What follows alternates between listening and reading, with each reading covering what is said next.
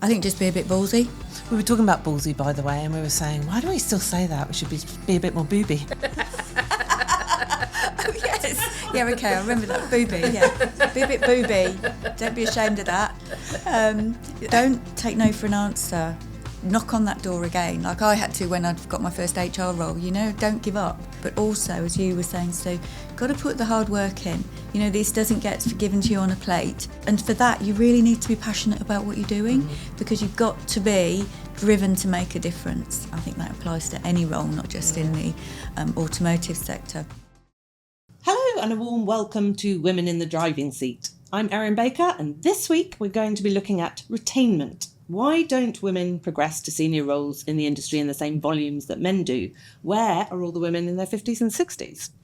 I'm joined by Penny Wetherup, recently retired People Director of EW Group, and Sue Corkin, Operations Director for Chorley Group. First, we have your bios. Penny's career at Volkswagen Group UK Limited spanned 17.5 years, very precise, the last 8 years as People Director.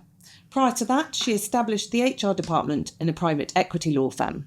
Having recently retired in inverted commas, we'll come back to that, Penny describes her current status as freefall, whilst considering her next career steps as a non-executive director.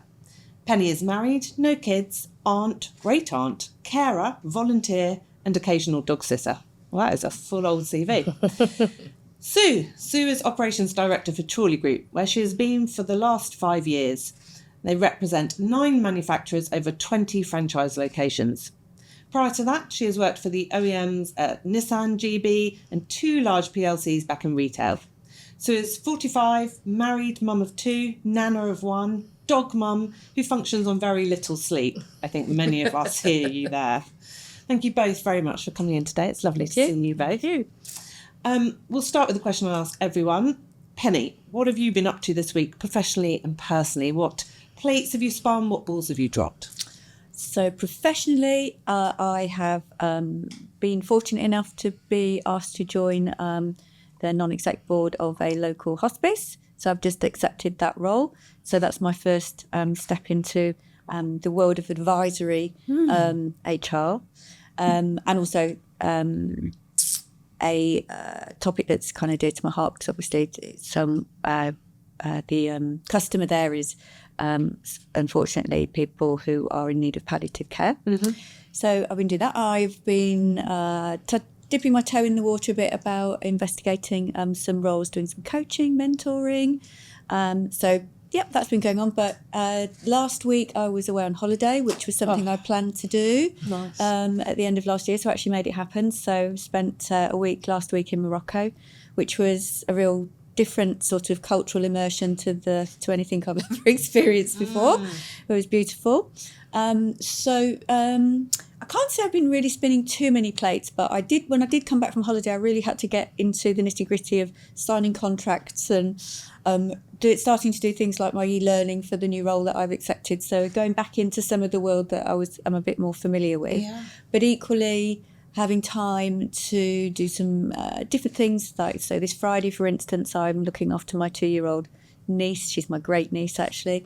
So I'm home alone with her. So I'm hoping that I'll do a good enough job. I'm just getting your head around, new world of retirement and what you're going to do next. I mean, that's quite a shift, isn't it? Kind of emotionally and mentally. Big shift. It was different, very different in January. And the bit that I found most difficult is leaving my old team alone. I want to keep contacting them, but they need to get on with things, So obviously I am in contact with them, but it's been a process of kind of removing myself from that world. Nevertheless, I'm absolutely still in contact with them, but really missed that. Right. Yeah, really missed that because when you work, the hours that we tend to work, you spend more time with your teams than you do with your family, which was something that really hit home to me as I was leaving. You kind of do really miss them.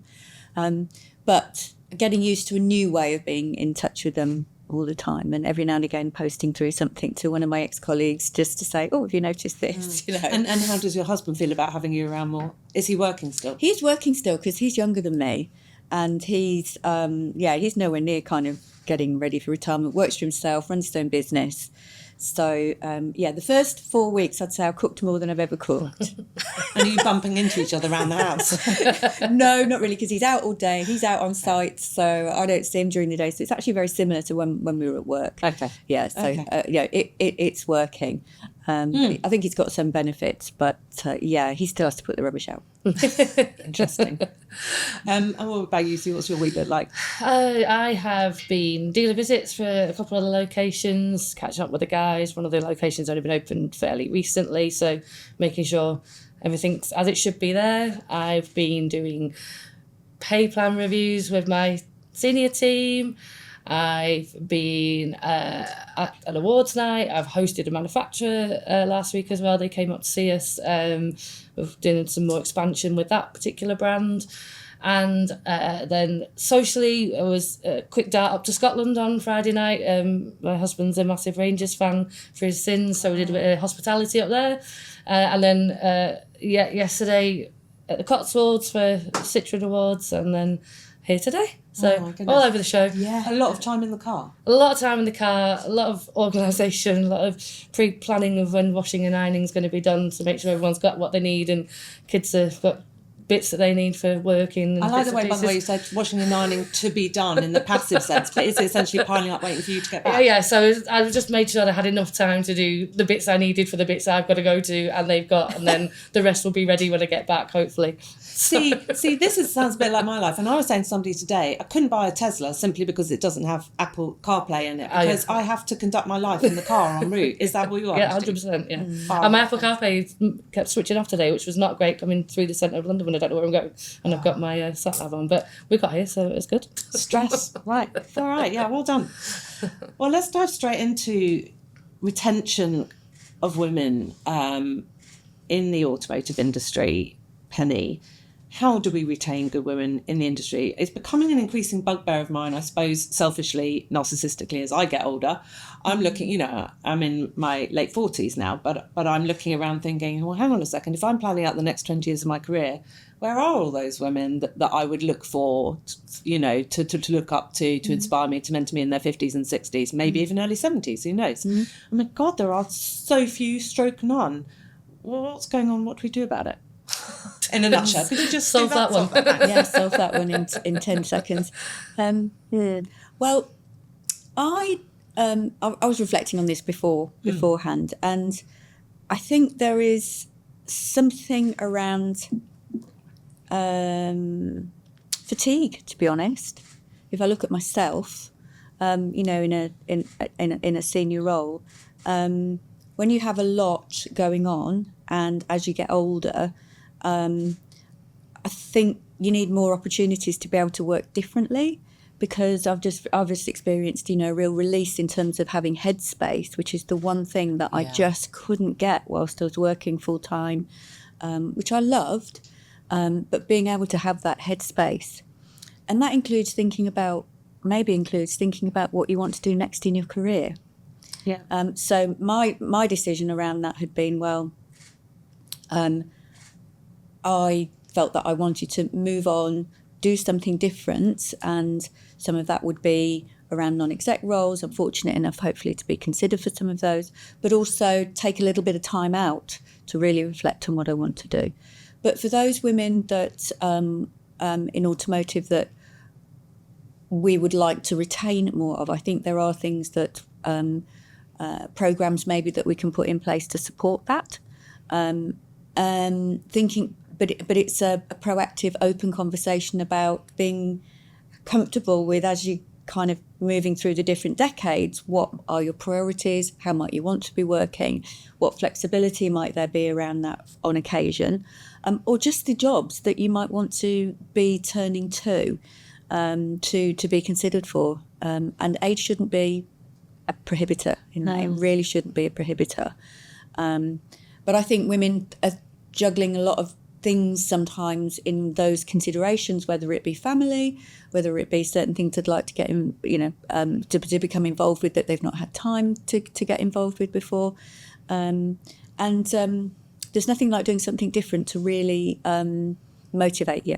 So if you've done a certain job, which a lot of people do, not just women, do a job for a long time. I found this with mine. I was a people director for 8 years. I got to the point where I felt that I'd done that, but didn't then know with Volkswagen, for instance, I didn't think that there wasn't another option just for my own choice to consider.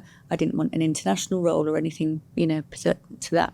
What I might have done is made some different career choices earlier on in my career, which we might come on to, which would then mean that as you get older, there might be more openings for you to consider.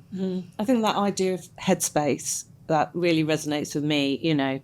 I don't feel we're filming this in March, and I don't feel like I've come up for breath since that period between Christmas and New Year. Actually, that's when 2025 kicked off for me. And, I'm a single mum and with 2 boys and a dog and all those things, and juggling plates, and I just currently feel like I can't breathe. And I do think that is I'm sure lots of men feel like that too, but I think we over-index for that because we know women are still the primary carers in society. So we're bound to over-index for feeling swamped. How do you find it also? Yeah, I think I was going to say then, I think in terms of retaining women, I think a lot of it depends on who you're working for, I think currently. So the company I work for allows you that time when you need that time in the current role that you've got. So whilst I am hectic, and hectic is probably an understatement, if I need to go and have some time, I know full well that within my remit, that's up to me. I can go and do that. What might that look like though in your company? It might mean that I switch off for half the day and go for a walk with my dog, or go and do something with the family, or the work is still there. It was always there. That I think we all know that it's never ending. But the company I work for are big believers in looking after their staff, and I think we've got quite a number of women in the team. Fortunate enough to work with some great men along the way, and that helps. And I think it does depend on who you're working with to kind of allow that headspace time that you need when you need it. Obviously, there's business critical times when you can't. March is crazy for us all, and but we know that. But I think if you know that on the other side, that if you need a minute, then you get a minute. But do you think that's about? I suppose in your company, is that about having a proactive conversation with your line manager or something and say, look, I'm just struggling a bit, or I'm just 100%. Exhausted? That conversation can happen in my business, definitely. Listen, I'm not sitting here saying it's all fluffy, because we've got jobs to do. We're working retail, and it's pretty much 7 days a week, and it's always on. So the business needs are also still there, but we have enough structure that we can probably take some slack if and when people need it. And I suppose as well, companies look favourably on employees who say, I'm struggling, I'm exhausted, I need some space, I need half a day, I think I need a bit longer, but here's what I can do to manage my workload. Absolutely. I think it helps as well when you get to a more senior role.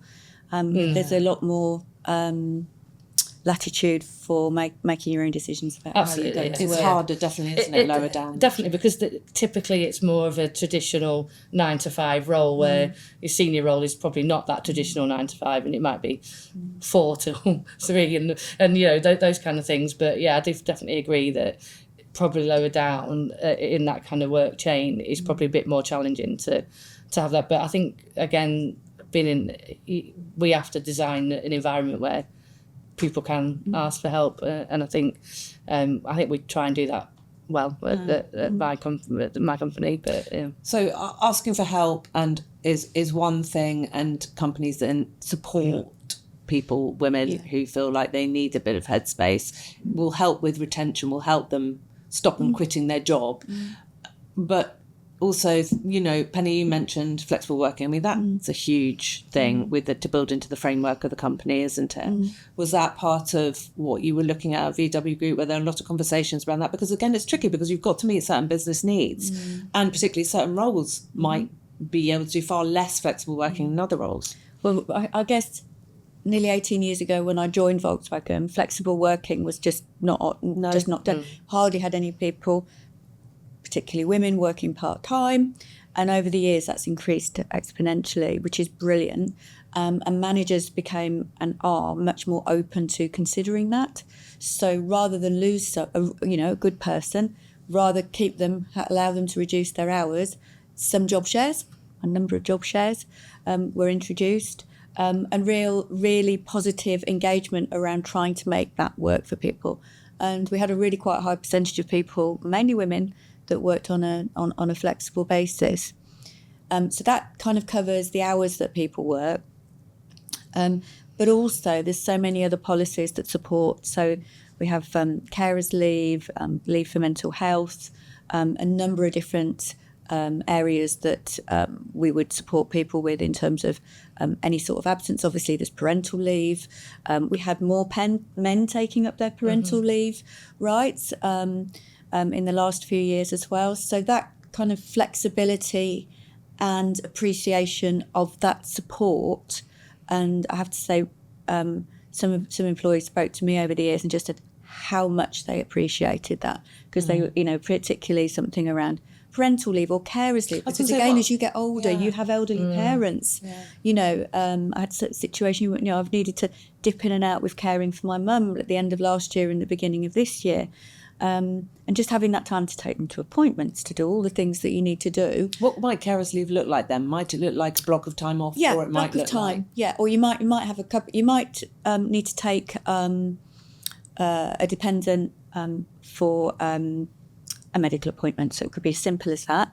It might be that you need a period of time where you're just going to have to, where you might have a week or so where you've just got so much to do. If somebody's having real serious health issues, an elderly person, that you're going to need to engage with them more proactively over a longer period of time. But it's the key is that it's flexible. So you might talk to your manager about, I'm going to need that day or that half a day. Am I okay to take that? Yep, you book it as carers leave, and then the engagement that you get back from that is amazing, because people generally will come back and then will catch up on the work they've missed. Obviously, their colleagues will cover for a period of time, but those that are really engaged will come back and will straight back into it again and be very appreciative. That's a good point. I think you said about we've got a good person. You don't want to lose that person out of the business, and I think it's our responsibility to try and make that work where we can. And it can't always. There are some roles that, unfortunately, it's a set time frame that needs to be covered. But I think where you can, I think, especially at the moment, I think we all understand how difficult recruitment can be currently. So you would do anything you could to keep someone if it meant, if you could reasonably adjust, then we do. We certainly would consider any options, have done with people when we don't want to lose them out of the business. And we've got, lady that's had a family, great salesperson, come off the shop floor, doesn't want to go back into the traditional, and we kind of created a new role, and that's now 6 years later, and she's got a team of 20 people working for her and all the rest of it. So it sometimes actually from that leads to other avenues that you probably maybe weren't expecting, but actually a huge benefit to us because of the person. You don't want to lose that person. It's interesting. The whole automotive industry, I think, has become, over the past 25 years that I've been in it, more welcoming. And welcoming is really crucial, not only to getting people in, but also to retaining those people.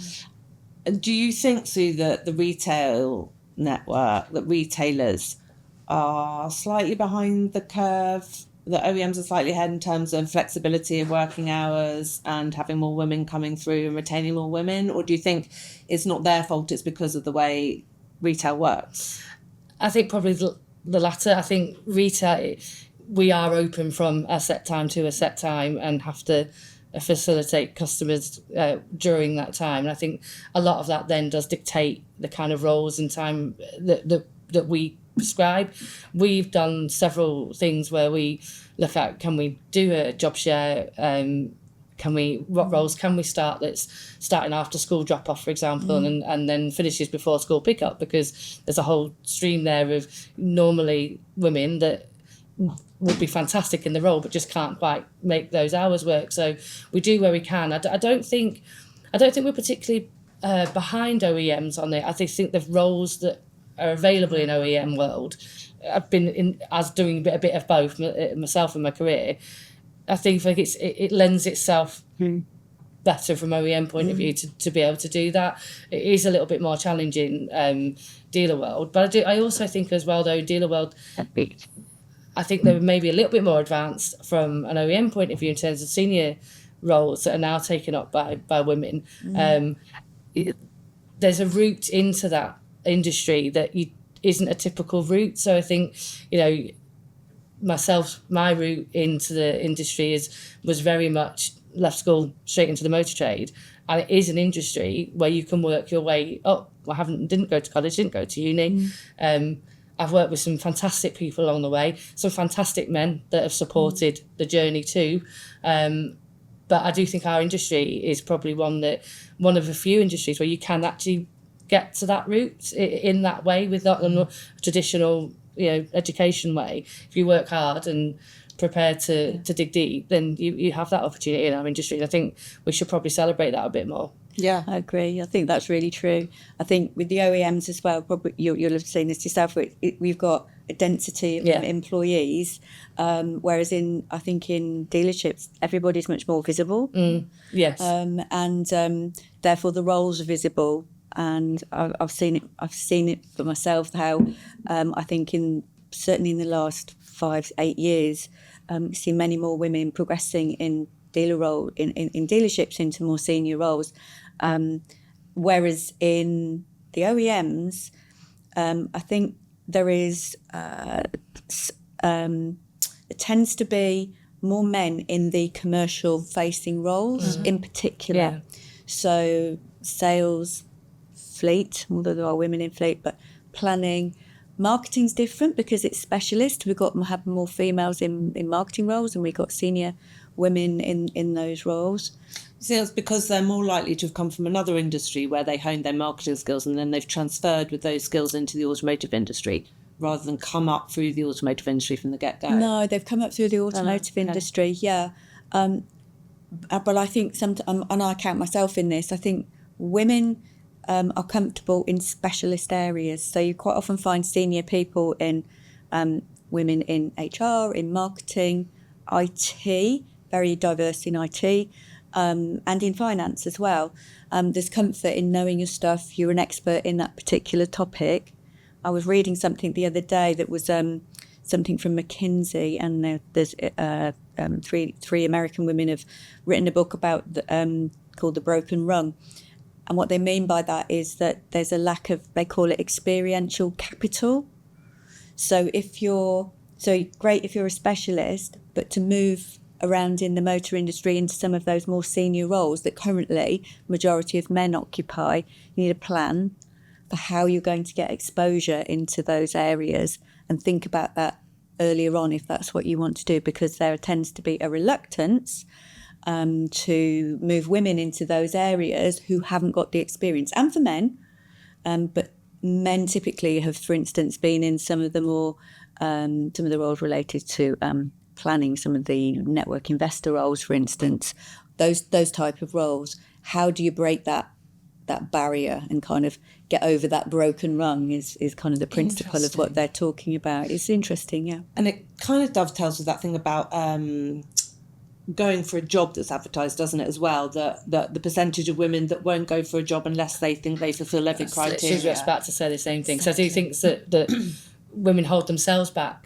from some of those opportunities because they would if they don't think that they know that job inside out 90%, they probably won't put themselves up for it. Whereas I think men will probably think, well, I know probably 60-70% of it, and I'll learn the rest once I'm there.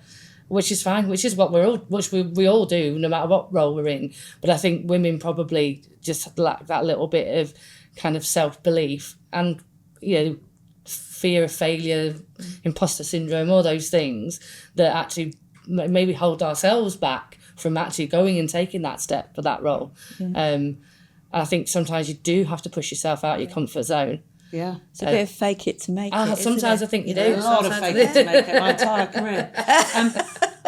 Okay, so it's time for podcast pit stop, the moment you've all been waiting for. And Sue, you're first. Are you ready? Ready. Peugeot or Citroen?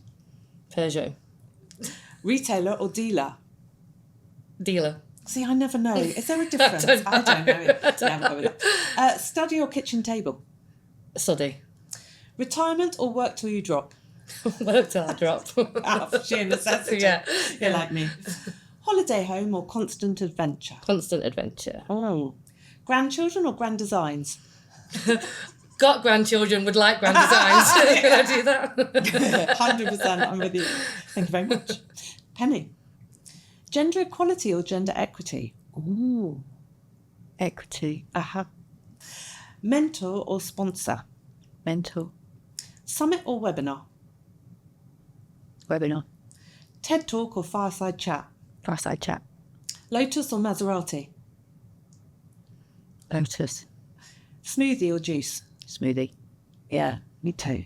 Good. Thanks very much. Now, what were we talking about? So, yeah, I just want to dive into your personal life. Essentially all I ever want to do on these podcasts. Who needs another boring corporate podcast? Let's get into the real stuff.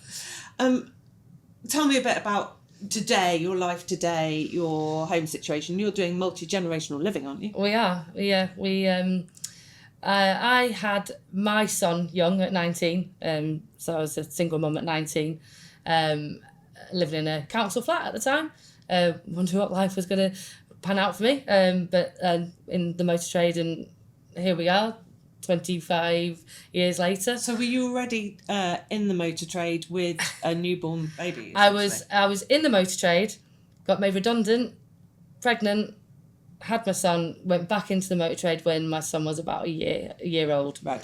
And then not looked back since then from a motor trade point of view.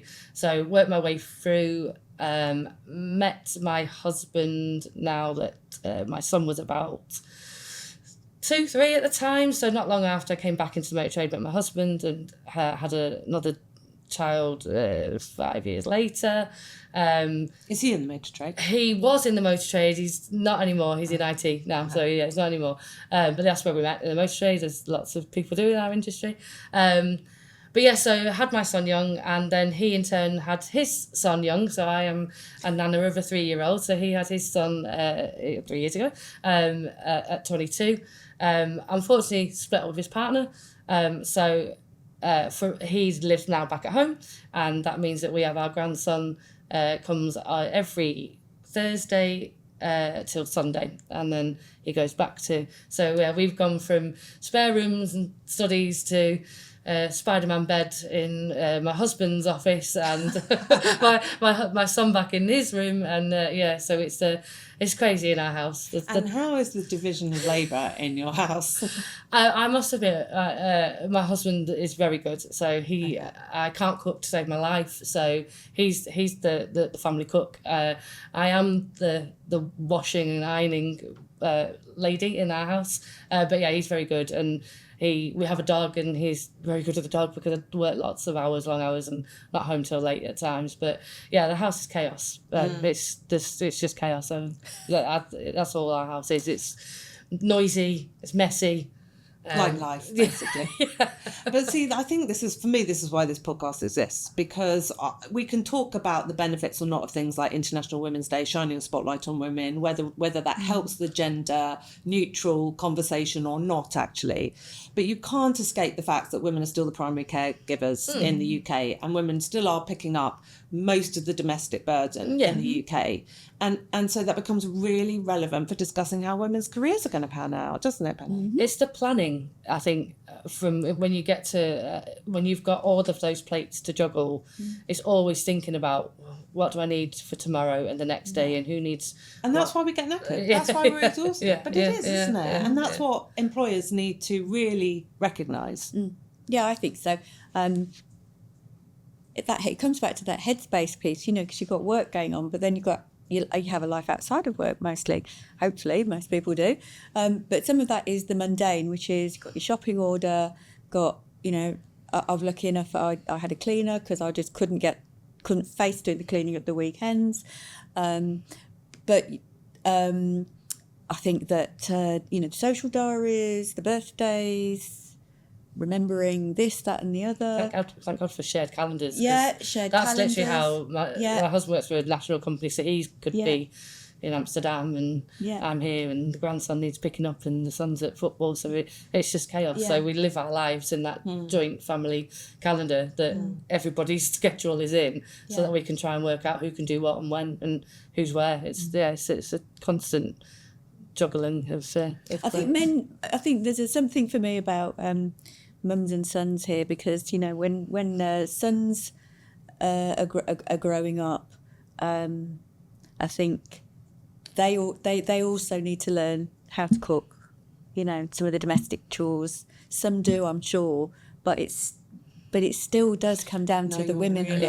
You're really right. Do you know, shame on me, because I was thinking this the other day. My 15-year-old can't cook anything. I mean, he can barely use the toaster. And I thought, what am I could count myself as a feminist. Why have I not taught him how to cook? Because every time he says he wants to go out and play football, I say, okay, darling, I'll cook your tea. It's not right, is it? Well, it's not helping us. I think we're not all just victims sons, of though. I think it's system, kids in general, because both of my two get away with murder, but a boy and a girl, and they both get away with murder. So I think you're an enabler.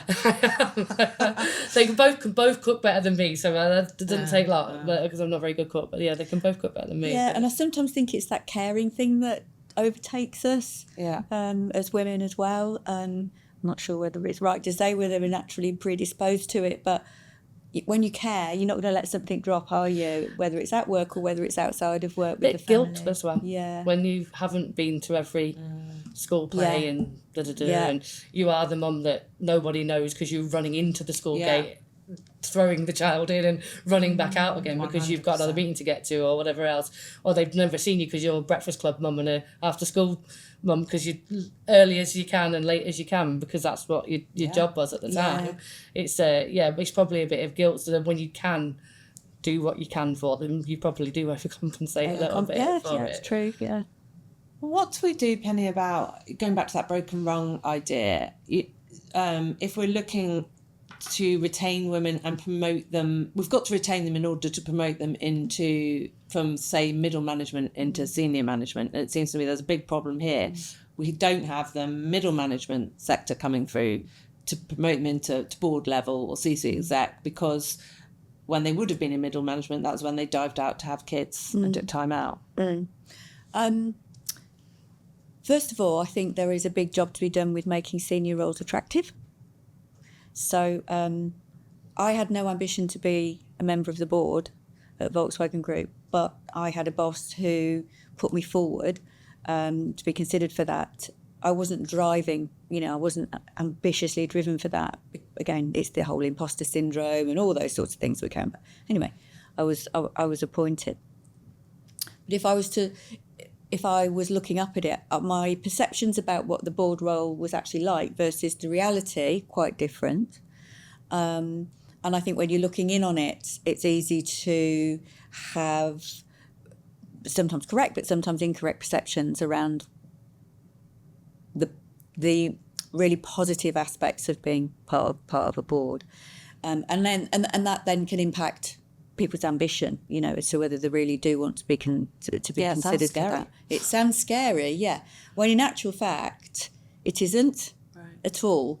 You might go into it feeling a bit with some trepidation, but as with most teams, you have really good support. You've got colleagues, even if you're in a minority, as I was on our board as a woman, you've still got supportive colleagues to work with. And yes, you always have tensions and things. So I think that's one thing. It's about having the ambition. It's about having the conversations early enough, and a bit back to that broken rung, which is broadening women's perspectives about if you do want, first of all, telling them that they have the potential to reach one of those roles, and secondly then creating the environment for them to move through the organisation to get the experience to achieve that. And I think the other challenge that we've got at the moment is, particularly in middle management, because the automotive industry has changed so much more focus on customer, digital, etc. There's far more competition to attract those employees, and specifically women, because there's a lot of women in those roles, into other areas outside of automotive. So I would say I could see a bit of a trend for some of those women leaving the organisation, being at quite sort of senior, sort of middle management roles, actually then being attracted to go and work for other organisations because that skill's transferable. Interesting. Oh, please say not. Goodness. We're almost out of time already. Sue, what hints or tips have you got for women, girls, parents of girls, about, working your way up the ladder and, sticking it out, staying in the industry? We don't want to lose them. We don't. I think my advice would be confident and be your biggest backer because you need to. I think take risks. Take a chance. What's the worst that could happen? Yeah. What is the worst that could happen? I think we've probably all worked with people across the lifetime when you thought, oh, wow, if they kept that job for as long as they have, actually take a risk. But yeah, I think believe in yourself. I think it's self-confidence is key. God, the industry's tough. Yeah, it's tough. You've got to be resilient. There's no point sugarcoating that. You have to be resilient. It's a tough job. It's tougher than it needs to be, but we make it that way. So I think OEMs could try and maybe simplify a lot of things that we do, but they seem to go through the complication department. I think confidence for me is definitely key. Hard work, because actually sometimes you have to work the job that you want to have, not what you've got. So right. I think we see it a lot where we're employing people at the moment where they want to be CEO in 2 years' time, but they won't do that yet because they're not getting paid to do CEO. So I think what I've learned is that actually hard work does pay off, and actually sometimes going above and beyond it is rewarded because it is noticed. I think knowing that you will have to do that to succeed. But if that's where you want to go, then I think it's worth it. And like I said, I think our industry is one of the few industries where actually you can do that, and you can go from accounts junior, I was, up to the ops director now. So it's be resilient, but the opportunities are there, basically. Yeah, definitely. Anything to add, Penny? Yeah, I think just be a bit ballsy. Don't take no if somebody's saying no to you. We were talking about ballsy, by the way, and we were saying, why do we still say that? We should be a bit more booby. Oh, yes. Yeah, okay, I remember that. Booby, yeah. Be a bit booby. Don't be ashamed of that. That's a really good differentiator. But don't take no for an answer. Knock on that door again, like I had to when I got my first HR role.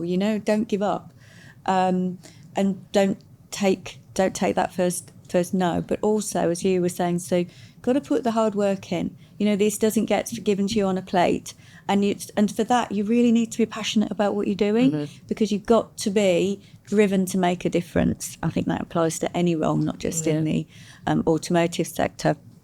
But that's how you progress a career. Don't give up, work hard and keep going. Brilliant. Thank you both very much for joining me today. It's been an absolute pleasure. Thank you. Thank you to everyone listening and watching. Please like, subscribe and follow us. Thank you.